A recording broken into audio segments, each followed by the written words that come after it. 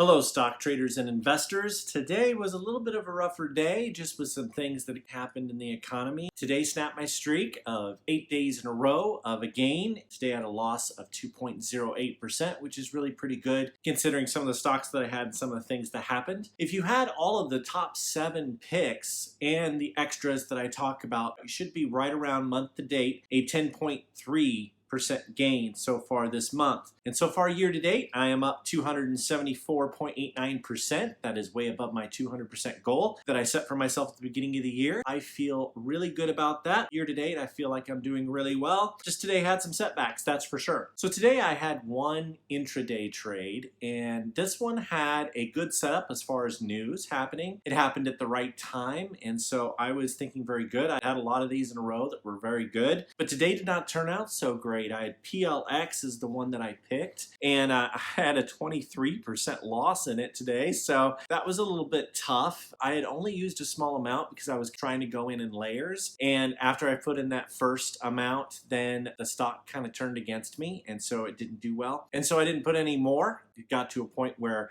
I said, if this happens, then I'm out. So that was what I decided to do. Overall, I feel like it was a good trade in that I followed my plan.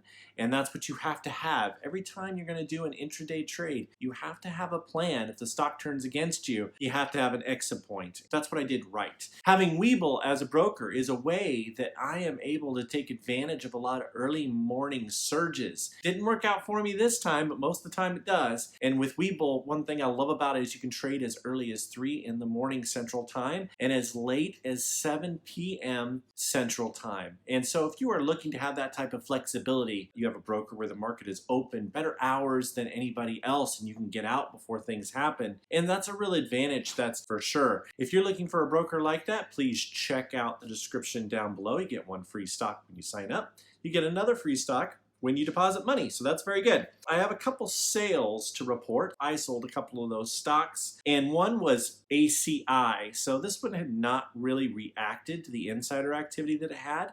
It was very bullish, but it just didn't react. I sold it for a 0.25% gain. And then I also sold AVYA for a 0.27% gain. So just again, very small. It just wasn't reacting to the market like I thought it should from its earnings. And so I thought it was a good idea for me to put my money into something else. Today TTOO did not do so well. They had earnings today, and that was my #1 pick from yesterday. Some of the good things about that, I guess, is since it did finish more than 10% down, it's part of a short sale restriction for tomorrow. And so I'm expecting it to really bounce back. Now, I'm going to kind of go into this more later, but there are a lot of times where you can get into a stock like TTOO and you're down more than 10% and you're trying to look for a way out and an exit point. And usually that short sale restriction really helps you. And what that does is that it keeps anyone who wants to start a new short position, they are unable to do so.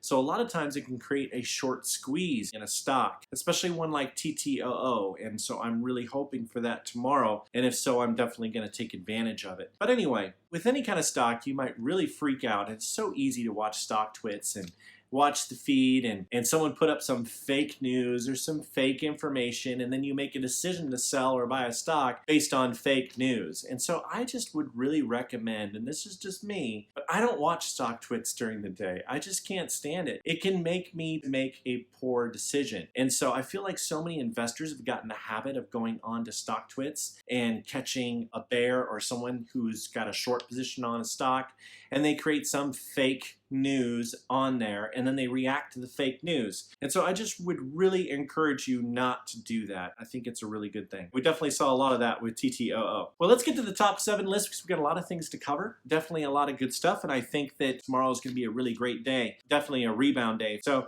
I'm in quite a few stocks still. I'm going to go through the ones that are not in the top 7. So the first is PFE, which I own. That is Pfizer. It finished down 1.56% today. It had insider buying that I thought was very relevant. That actually happened yesterday, and so that was the reason why I went into it, and I feel good about it. And so hoping for a turnaround. It's definitely been affected by the news today. It finished down a little bit. That's not too bad. Also, it's not in the top 7 right now. It probably deserves to be. This has been a real hot stock for me. It's definitely done well, and that's AQST. It finished down 4.89% today. It has been on a roll, so a little bit of a pullback is really not that big a deal. I'm way up in it, feeling very good about it. But they have a PDUFA date of September 28th. It is still a long ways away, and so it's not in the top 7 for that reason too. We have XRX. It is not in the top 7 either. This has been a great stock for me. It had very strong insider activity. It finished down 0.79%, just a real small percentage, but had a $30 million insider by a director and other officers, and so I feel like XRX is a really good buy. Also, UGI is not on there. It finished down 0.77%, so just a little bit down today, not much, but it had an insider buy of $2 million by a director, and I felt like it was very bullish, definitely, and so that's the reason why I'm in that. Another one that's not in the top 7 that I also have is EDUC. Now this one is brand new to the list. It finished down 3.20% today. There was a really nice insider buy of 177,000 that was done in open market, and I thought it was very bullish, but the stock did not react to that today, and so it did what a lot of stocks did on the market today and didn't do so well. So now let's get to the top 7. Let's get going on this, and the first one is TTOO. It's number 7. Now, this is not a short-term pick for me. I am in this stock long, and I don't do this too often, but this stock is one that I'm just holding. Since the time I put it on this list, it was right at $1.45, so it's still way up for the time that I've added it to this list and have been talking about it. So it finished down 10.96% today, so tomorrow it will be under a short sale restriction, which will help the stock out quite a bit. And for earnings, they really had great earnings, so I'm not quite understanding the sell-off. It's, I think, more nervousness than anything, but they beat revenue, they beat their EPS, they're in a short sale restriction, they have an FDA approval and an EU approval probably happening very soon. And so for all of those reasons, I'm just going to hold it. I'm just going to see and go on from here. There's just too many catalysts, and they are going to get approval on those things. And they've also raised guidance, so that was another thing that happened in the call today. Just not really understanding it, but I'm expecting a big bounce back tomorrow. It's still up from where it was 3 days ago, so I'm still feeling good about it. Number 6 is SLB.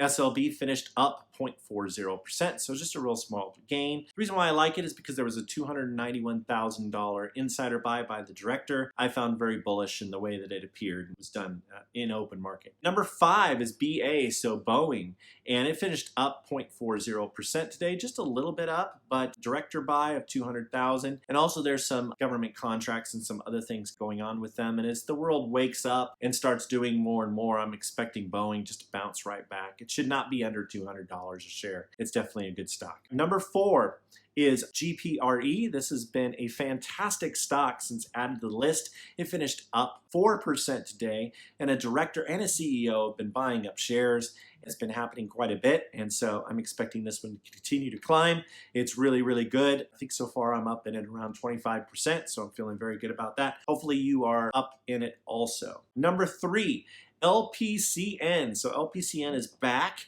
It finished down 1.40% today, but I'm expecting it to really run up to the PDUFA date. So a lot like TRVN, I'm expecting it to really increase in price over the next couple of weeks. Look for LPCN to be a great stock, especially towards the end of this month. I think it's going to be a really great gainer. Number 2, and this is brand new to the list, this is MFA. It did not do that great today. Today it finished down 0.67%, but a senior VP bought shares and bought it this morning. So this is very fresh insider activity. I think this is good to get into. The stock definitely moves with the market. So today it moved downward, I think, with the market. It is in the financial sector, and that tends to be what happens. Okay, now number 1. This is very exciting to me. This is brand new on this list.